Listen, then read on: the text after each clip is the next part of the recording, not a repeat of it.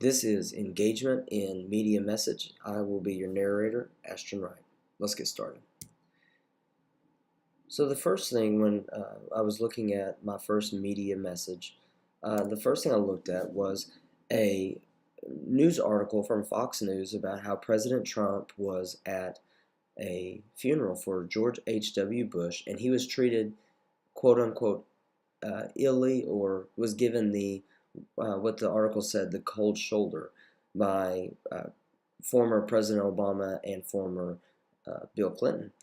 And so it said that the article was claiming that President Trump was treated illy, him and his wife were. They were looked down on, and they were even given the cold shoulder that when they came around, that everyone's facial expressions allegedly dropped, and that they looked at him and his wife illy. And so one thing that this led me to think about is, as I was reading the article, I could clearly see that this was purely speculation, because the first thing is that President Trump and his wife, there was no way to understand if they were really truly given the cold shoulder unless we were actually there to hear it happen, or to what the dialogue was between any of them.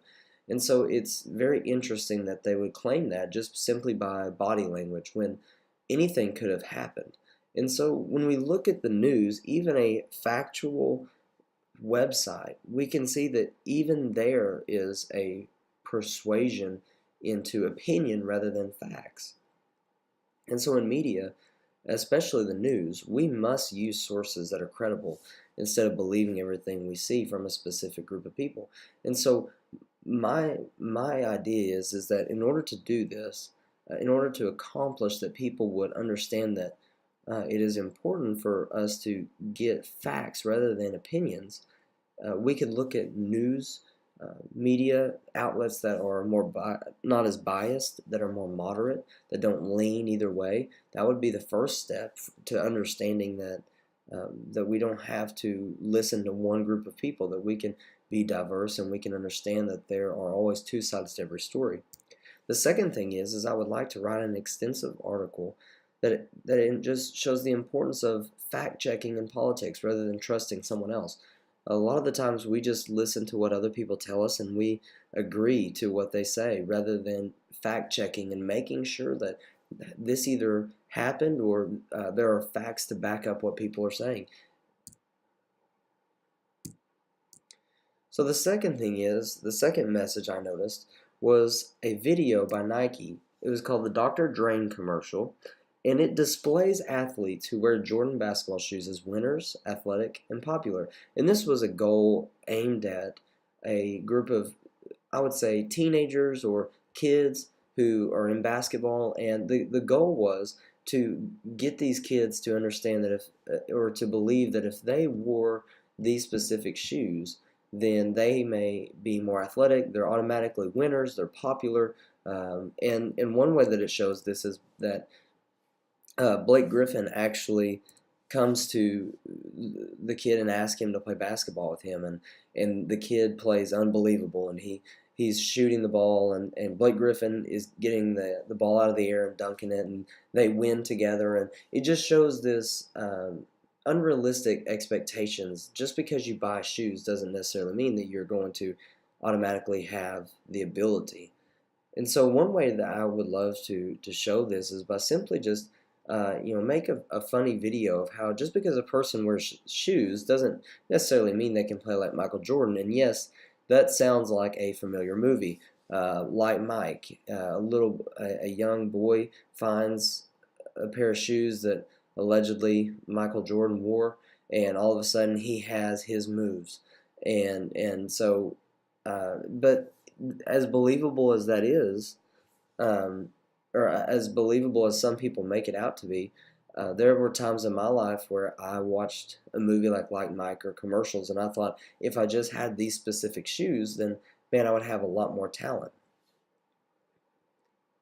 And so the third message I looked like was a Ram truck commercial that was talking about being Ram tough. And so that's interesting because we know that a truck that doesn't necessarily make a person work harder or makes them more masculine, but what we have to understand that is this is a ploy to on people's insecurities and not their masculinity. So we have to understand that the commercial shows a man dressed rugged, and he's doing tough jobs like hauling hay and repairing things and driving in horrible conditions, and it makes the truck look rugged and tough and manly, and that it's dependable. And it may be, but the thing that we have to understand is that just because you buy this truck does not necessarily mean that you're automatically a hard worker, or that you do tough jobs, or that you're more of a man because you have a Ram truck, or that you are Ram tough.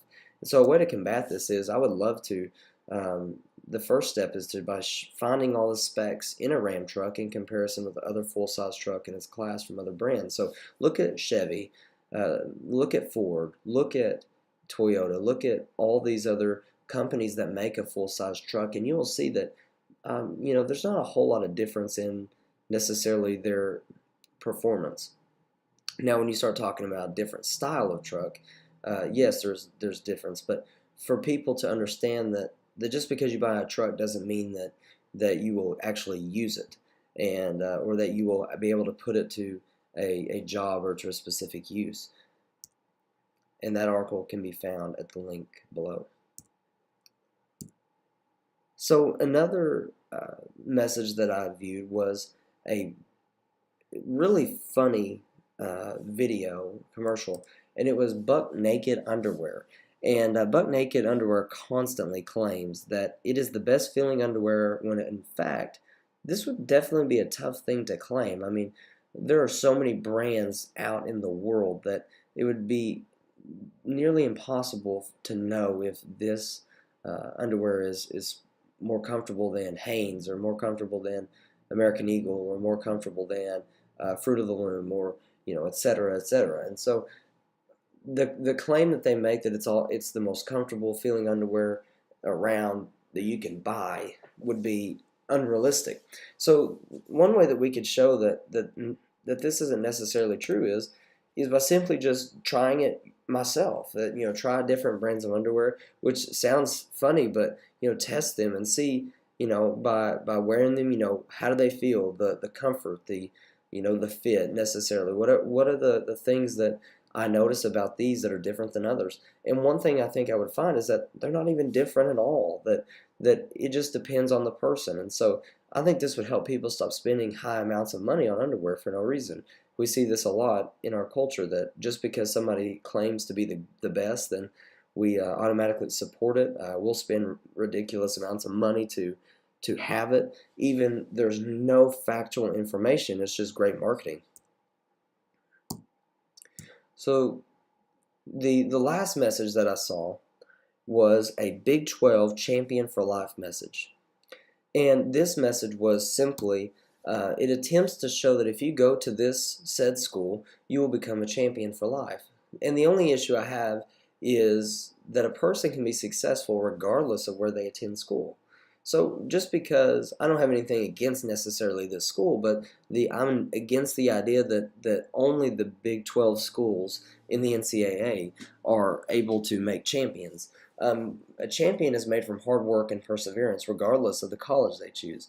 And so this is important because we see students spend ridiculous amounts of money in tuition when they could go to a community college, get 2 years of school way less, and transfer to a better, maybe quote unquote better school, and get the same degree that you could get at any college for half the price. And I know that that's what I did in my own life. I went to Carl Albert, which is a community college, for 2 years. Went for literally nothing because of scholarships, and it was very inexpensive. And then I was able to transfer to U of A, and I am paying half of what most students probably would pay. And so one way to show this is simply make a sheet of statistics that reveal how a student could succeed at any college regardless of where they go. And I mean, put stats of tuition. If it costs $30,000 a year to go to a school, is the extra debt worth just putting their name on a degree? The graduation rate, just because you go to the school doesn't mean you'll actually pass. and the success of finding a job after graduation. So people that go to this school, can they find a job after graduation, or going to a public university in state that may be smaller and not as well known? I think people in colleges care more about the degree and the hard work rather than they do the name. And so I would show this to students, preferably seniors in high school and even juniors in high school, and help them understand that picking colleges is tough. There's no doubt about it. But don't listen to every advertisement, because in that case, every college would be the best. And what I mean by that is every college is going to claim that they're number one, that they're best at this, that they're best at that. And so it boils down to honestly what you can afford. And so I know this is true because I've seen it so many times. I've seen, for an example, a couple that I heard of that went to school and they got married, and he graduated with $80,000 in student loan debt, and she graduated with $90,000 of student loan debt. And so together, when they got married, they carried $170,000 of debt into their marriage before they even had a home. And so what could they have done in their life different? Could they still have got a good job without going and getting this huge amount of debt? Probably so. So, this message is not necessarily a bad one, but it can give people the wrong idea that, oh, if I don't go to this school, then I'm not a champion of life. I'm not a champion, at my school. I didn't succeed. I didn't do what I was supposed to do. So the importance of these messages is to understand that when we have media literacy and we are media literate, we can be able to distinguish fact from fantasy. And we can understand that they definitely play hand in hand, because entertainment without fantasy would be pointless. But we have to understand when to start setting boundaries. And because if we don't do that, if we do not teach teach others and people that are not media literate how to set boundaries, they will make poor decisions. And so it is crucial that we, even in simple messages that I have shown you, that can be taken by the wrong crowd and the wrong perception, and horrible mistakes can be made. So that was my goal, is to show you the simplicity of being media literate. Thank you.